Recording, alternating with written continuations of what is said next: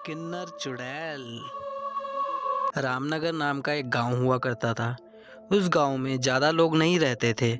उस गांव में एक गर्भवती महिला रहती थी जो कि विधवा थी। उस महिला का नाम कमला था। कमला अपने घर में अकेली रहती थी। उसके पति की सारी जायदाद उसके नाम हो गई थी, पर सभी गांव वाले उससे नफरत किया करते थे और उसे मनहूस माना करते थे। एक बार कमला राशन की दुकान में राशन खरीदने जाती है। भैया जी, जरा 1 किलो दाल चावल देना। अरे हाय हाय हाय हाय हाय हाय! अरे मनहूस औरत, मेरी दुकान में अपशुगन करवाने आ गई क्या? हैं? चल जा यहाँ से।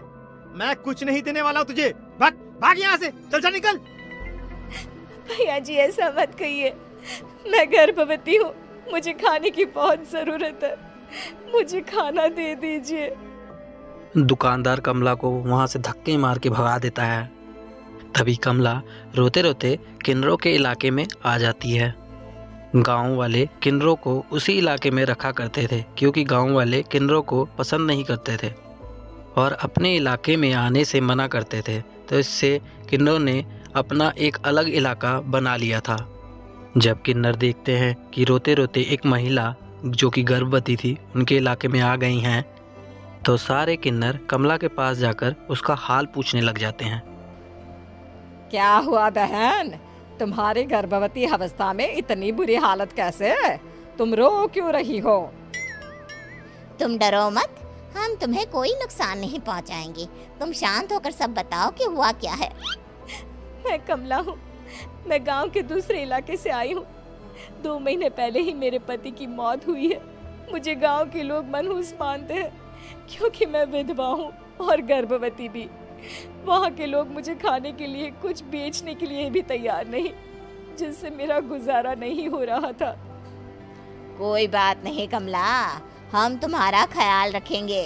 किन्नर लोग कमला को एक खाली रूम देते हैं और आराम करने के लिए कहते हैं और उसकी देखभाल भी करते हैं। कुछ ही महीने बाद कमला एक बच्चे को जन्म देती है, पर अफसोस कमला बच्चे को जन्म देते ही अपनी जान गंवा बैठती है।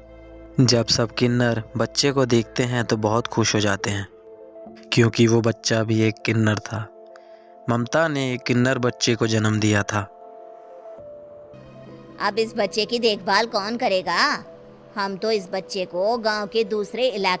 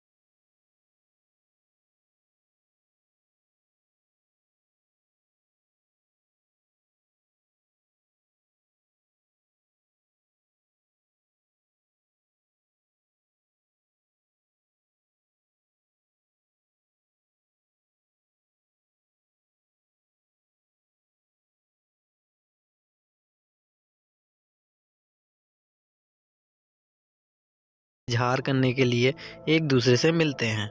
तभी शक्ति का पीछा करते करते एक किन्नर उसके पीछे आ जाती है। शक्ति, मैं तुमसे बहुत प्यार करता हूं। मैं तुमसे शादी करना चाहता हूं। क्या तुम मुझसे शादी करोगी? हाँ हर्ष, मैं तुमसे शादी करूंगी, पर मैं तुमको अपने बारे में एक सच्चाई बताना चाहती हूँ जो मैंने तुमसे छुपा कर रखी है। तभी उनके बीच में वो किन्नर आ जाती है। शक्ति, तेरी हिम्मत कैसे हुई ऐसा करने की? वो किन्नर शक्ति को खींचकर गांव के जमींदार के पास ले जाती है। हर्ष भी वहां शक्ति को बचाने के लिए पहुंच जाता है। जमींदार हर्ष और शक्ति के प्यार के बारे में सुनकर गुस्से में आ जाता है और शक्ति को गांव से बाहर निकालने की सजा देता है। शक्ति ये बात सहन नहीं कर पाती और कुएं में कूदकर अपनी जान दे देती है। जमींदार हर्ष की शादी गांव की एक लड़की से कर देता है, लेकिन हर्ष को ये रिश्ता मंजूर नहीं होता। शक्ति अपना बदला लेने के लिए मरने के बाद किन्नर चुड़ैल बन जाती है। अब मैं इन गाँव वालों को नहीं छोड़ूंगी। अब इनसे मैं अपने प्यार का बदला लूंगी। किन्नर चुड़ैल गांव वालों को परेशान करना शुरू कर देती है। एक बार वो गांव के खेतों में पहुंच जाती है और वहां आग लगा देती है। सारी फसल जलकर राख हो जाती है। जब एक आदमी रात को उठकर देखता है कि खेत में आग लग चुकी है तो वो वहां पहुंच जाता है। वो देखता है कि खेतों के बीचों बीच एक किन्नर चुड़ैल खड़ी है और वहां खड़े होकर ताली बजा रही है। गांव वाला किन्नर चुड़ैल को देखकर बेहोश हो जाता है।